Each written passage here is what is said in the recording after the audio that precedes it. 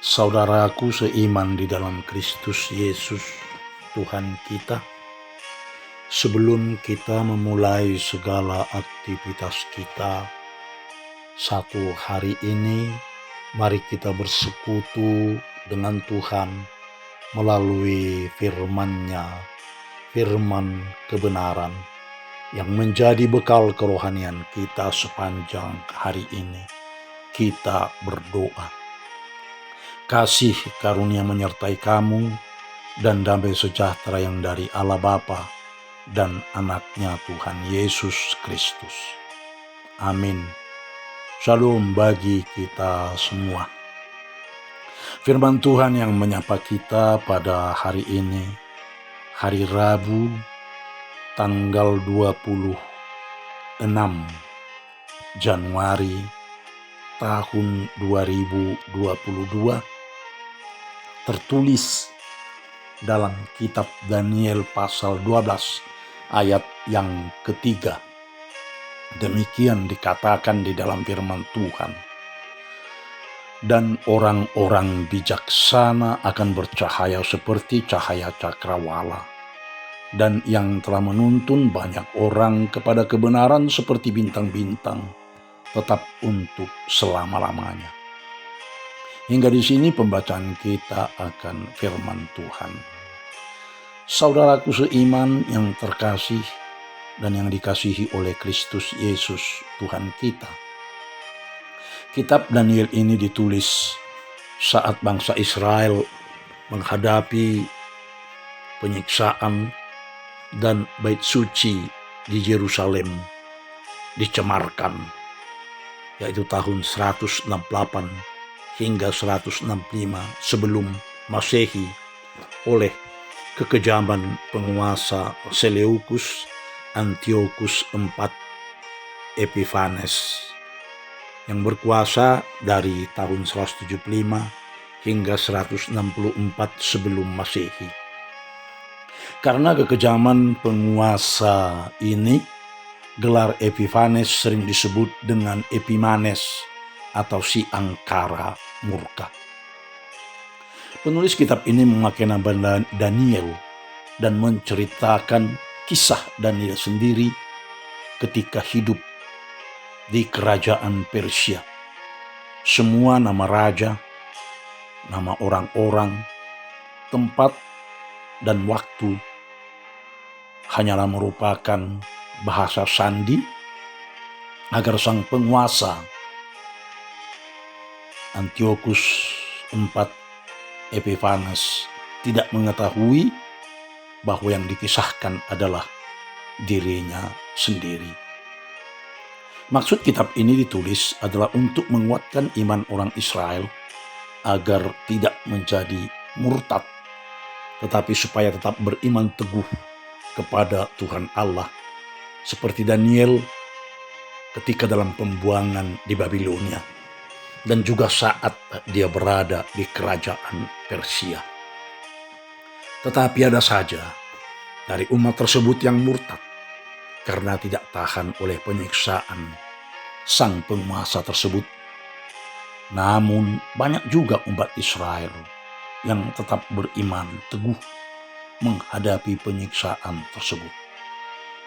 Dalam situasi yang demikianlah, kitab Daniel ini ditulis oleh seseorang yang memakai nama Daniel dan mengisahkan kehidupan dan iman Daniel di tanah buangan dan di tanah Persia. Dari imannya yang teguh, apa yang dikatakan Tuhan Allah kepada Daniel di tanah buangan adalah benar. Walau Daniel dipaksa harus sujud menyembah patung raja dan menganggap raja sebagai Tuhan, namun Daniel tetap beriman kepada Tuhan Allah serta tidak mau menyembah patung raja tersebut, walaupun dia harus dimasukkan ke gua singa.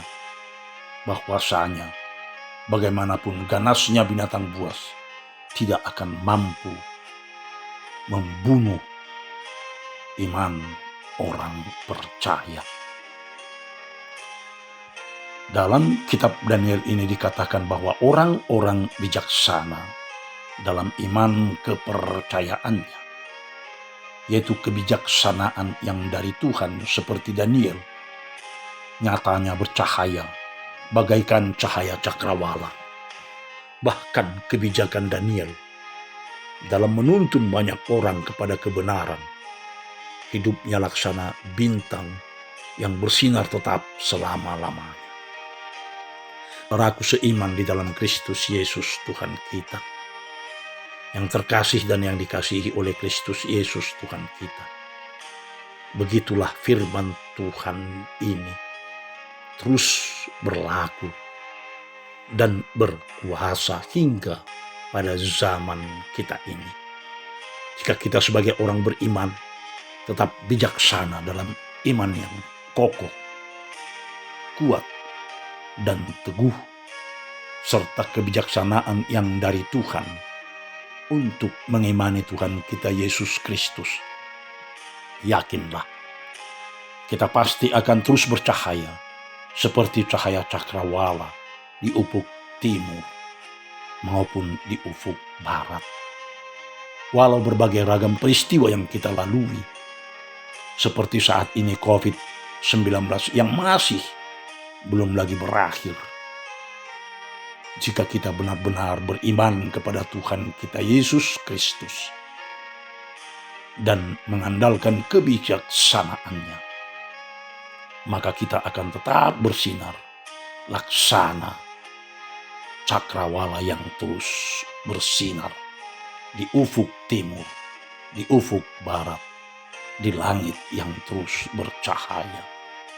Saudaraku yang terkasih, jika kita benar-benar mau dan berani menyatakan kebenaran, bahkan menuntun mereka agar turut hidup di dalam kebenaran, maka kita akan bersinar terang seperti bintang-bintang dan tetap untuk selama-lamanya.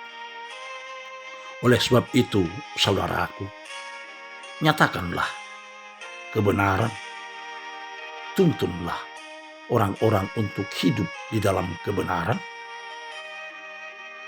Hidupmu pasti bercahaya dan bersinar selamanya, baik di kehidupan masa kini maupun dalam kehidupan yang kekal.